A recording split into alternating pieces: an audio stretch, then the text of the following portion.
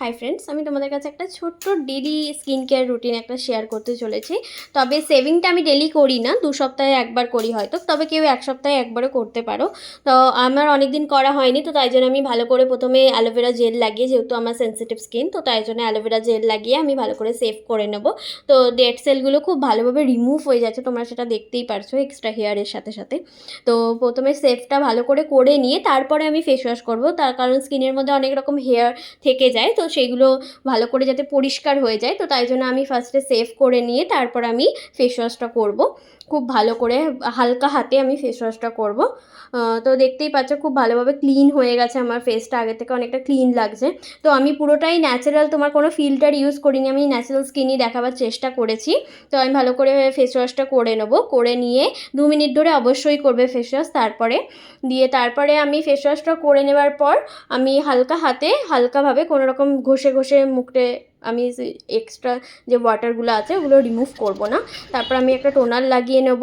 দিয়ে তারপর দেখো, সিরামটা কিন্তু আমি হাতের মধ্যে ঢেলে বা হাতের মধ্যে লাগিয়ে আমি কখনোই ইউজ করি না। তবে আমি সিরামের যে যে দেখতে পাচ্ছ যে লম্বা যে ড্রপটা যেটা আছে, ওটা কিন্তু আমি স্কিনের মধ্যে ঠেকাইনি, আমি না ঠেকিয়ে কিন্তু আমি ওপর থেকে কিন্তু ড্রপটা ফেলার চেষ্টা করেছি।